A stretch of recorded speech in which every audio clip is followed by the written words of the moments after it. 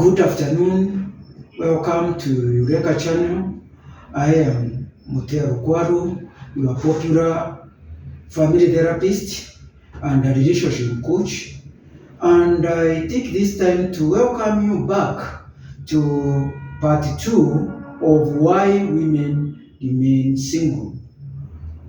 Just as I pinpointed in my first presentation in part 1, I pinpointed that women are single not because they have got any defect, but it can be a matter of choice. And so it's important for society to understand that single women should not be taken as deviant, as people who have gone contrary to societal norms, but there are certain salient and reasonable factors why they have opted for that sort of life. One of the reasons is the aspect of the peer pressure.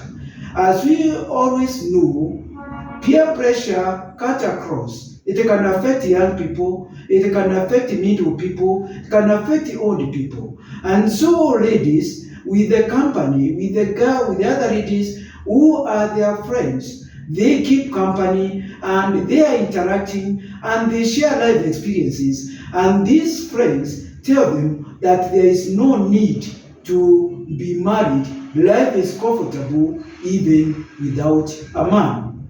And so they opt, because of this pressure from their friends, they decide that they are going to live a life of singlehood. Secondly, marriage is also going to affect the maiden figure. With marriage, when they come to giving birth, it's going to affect your physique. It's going to affect your body. But even when it comes now to breastfeeding, your breasts are going to suck, and actually you want that. You want it to maintain your maiden figure.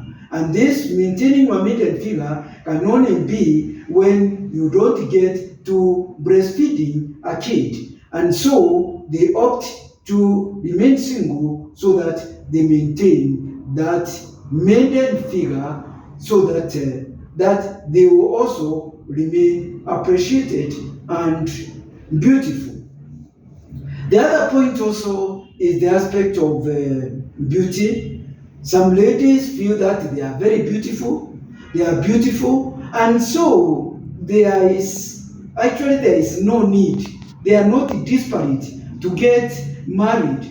They can be able, they are marketable. There are very many men who are after them, and then with the time, they also don't realize that beauty is in the eyes of the beholder, and also age is also catching up. And with age, wrinkles and other aspects of your body changes, and then the reality dawns on them. Then there is also the aspect of the career.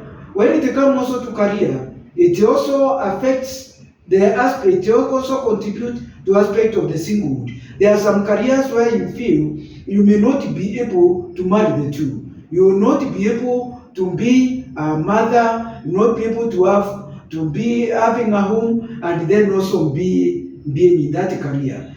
For example, being a hostess, being in the defense forces, and other challenging international organizations, it becomes such a challenge to marry your career and marriage life. So you opt to stick to your career, and so that is also another factor.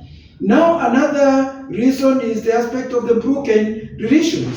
Most of these ladies have experienced broken relationships, and so they have come to conclude they don't want to act their heart, they don't want to have ethics because of the way experience they have gone through. So they decide it's better to remain single rather than getting into marriage life. And then there is also the aspect now, based on this of this broken relationship, they come to believe no man can be trusted. And so it is a myth circulated that all men are liars. They are pathological liars, and you cannot trust them. And so now, if they believe that all men are liars, they cannot trust any man. Then there is also the aspect of being a lesbian. Being a lesbian, these are people who get love relations from non-personality. You get a love relationship from other ladies. And so because of the disgusting that you don't want to have any attachment to men, now you want to have relationship there with other women. The other women can give you fun, what men can give you. And so you don't want to get to men, you want to be having fun, erotic moments with your other women colleagues, although they may not be able to give you a baby at the time when you want a baby.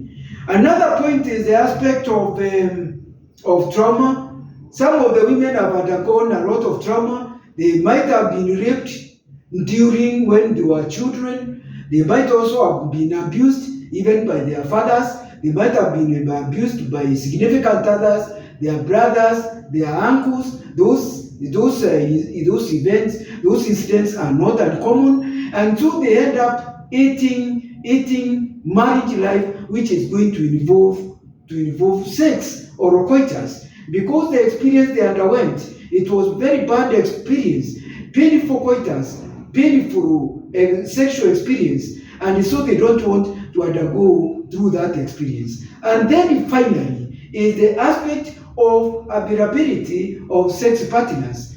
Women feel they don't have to get married to get sex. There are men all over, and so if they want sex, they can be able to get those men, and so they are not desperate.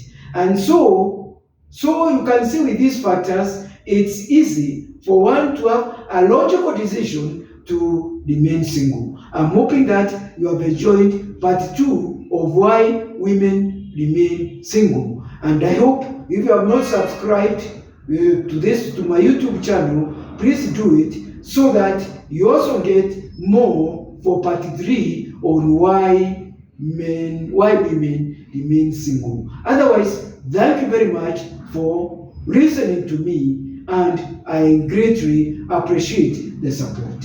Thank you.